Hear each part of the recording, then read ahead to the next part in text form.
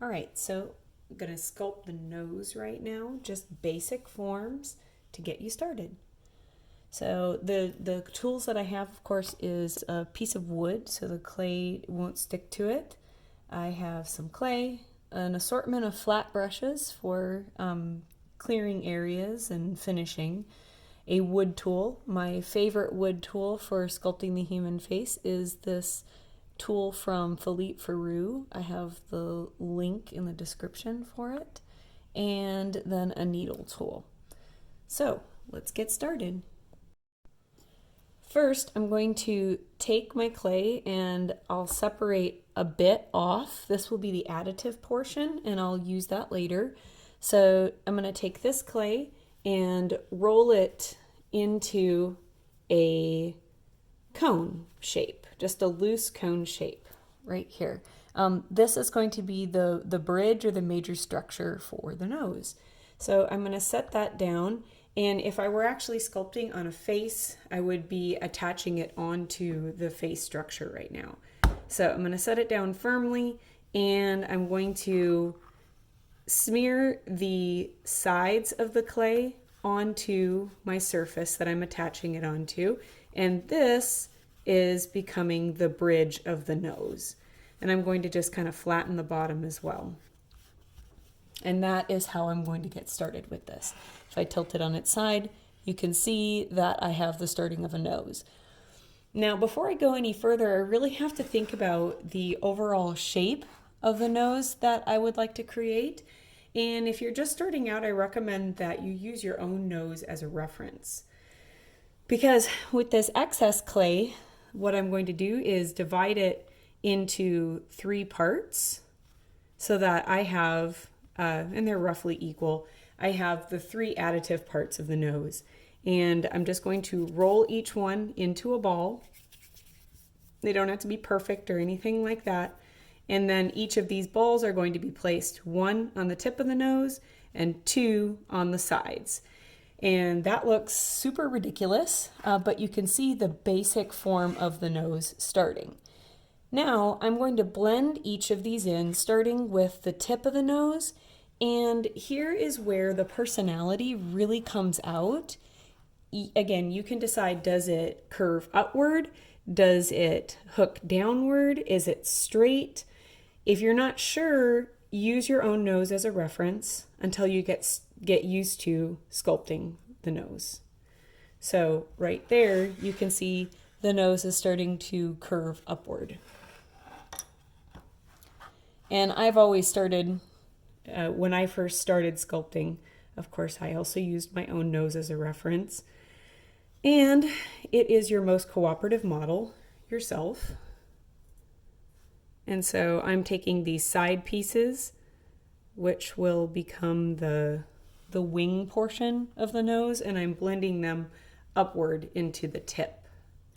And the tip downward onto the sides and underneath. And if you're using a reference, you can guide your blending in that way. A lot of people get intimidated by noses. I really enjoy sculpting them.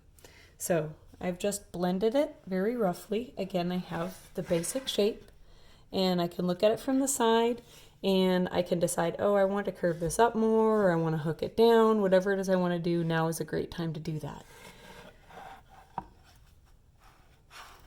So I have the basic shape. Next thing that I need to do is, if I look at the underside, it's really unfinished. And the other thing is, it's currently denting upward. And for the shape of nose that I'm going to sculpt, the septum, the middle part, actually dips down. And I highly recommend that you look at your own nose or some other reference that you have so that you can tell what needs to happen in this portion for the nose that you're sculpting. So for the nose I'm sculpting, I need to take just a little bit more clay, roll a coil, and this coil will go right here. And what will happen when I do that is it's actually, I'm just going to press it on so it stays, it's actually going to start to create the nostril separation for me naturally. A common mistake that people have when they first start sculpting the nose is they just take a wooden tool and they carve out huge nostrils that are just big holes. Your nostrils are visible because of the positioning of the skin on the nose and the cartilage. So we should sculpt the cartilage and the skin on the nose to actually see where the nostrils will start to form. And you can see here the beginning of the shape of the nose. So now I'm going to take this coil and I'm going to blend it towards the tip.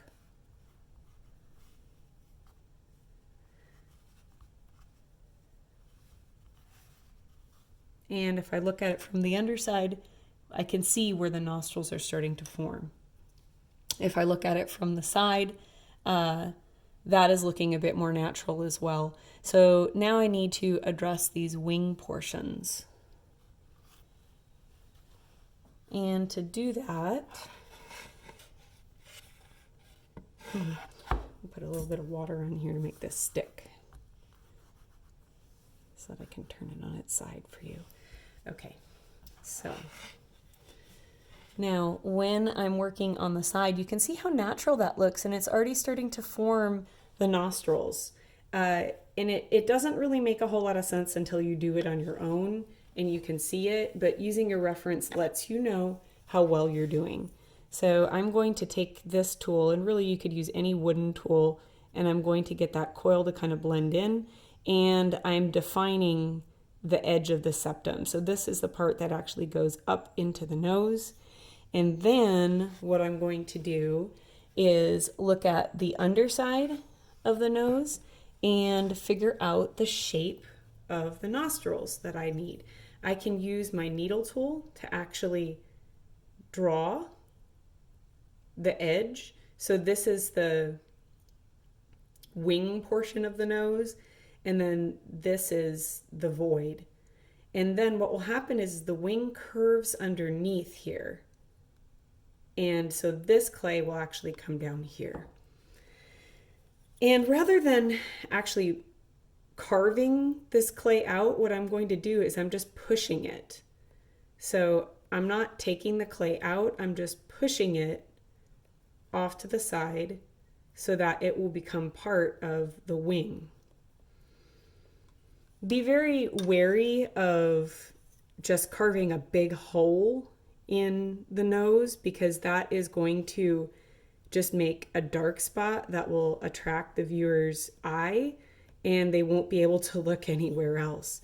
So now you can see the basic nostril shape that I have, and now what I need to do is shape the wing to match the nostril shape, because that's why it exists. The shape exists because of the wing. And so now I'm pressing out the excess for the wing, and I'll blend it upward so that it looks more natural. And if you have a hard time seeing what you're doing, that's where these brushes come in handy. If they're a little bit damp, I can brush out the unwanted marks, and I can see how I'm doing. Can see if anything doesn't look quite right. And so now, if I look at it in the side, it's looking much more natural. And then I have to think about this space right here and look at your own nose. Some people have a very defined crease for the wing, and other people not so much. So look at your own nose to get an idea of what you need to do in this area. And then this clay is going to get pushed back. And if we were actually sculpting on a face, I would just blend that into the face. And since I'm sculpting larger, I can use my fingers for a portion of this as well. So being that we're only sculpting the basic shape, I want you to understand these portions of the nose and be able to have an emerging understanding of how they relate to one another. So I have the starting there of an effective nose, and then I would repeat on the other side. Now, it's important to remember that as much as we would love to think that we're very symmetrical, we're not. I feel like this is a bit skinny up here, so I might even add clay up here too. This area is a bit thin for my particular model. And so we're really not as symmetrical as people would like to think we are. So if you actually examine your nostrils from under the underside, you'll see they really don't match. Really be critical and look and see, wow, you know, this one is a bit more triangular shaped and this one is a bit more rounded. And so that's perfectly acceptable and expected to come out in your sculpting as well.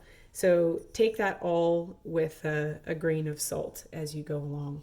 So that is how you get started. Again, if I was to repeat that on the other side, what I have going on here, you can see since I put that portion in for the septum, I already have the starting. All I need to do is take and press this coil into place so that it'll stay. And then I'm going to push a wood tool down to define that area that goes into the nasal cavity, and it creates a natural shadow. Then I'm going to view it from this side. I'm going to line where I would like my nostril shape to be. And again, this will all curve underneath. And I'm going to use a wooden tool to push this clay to become part of the wing, because that is missing.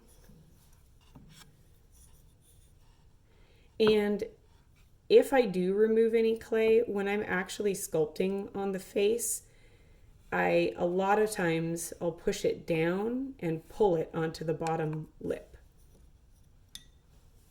But since we're not sculpting on a face, we're not going to do it like that. So that's how I get started. And if I look at it from the side, the shadows are more clearly defined, but I can see right here, this is too high. Again, for the particular nose that I'm sculpting, so I would add a little bit of clay like this, and then just get it blended in and curved, so it's actually starting to take the shape and the form that I would like it to take for the nose that I am making.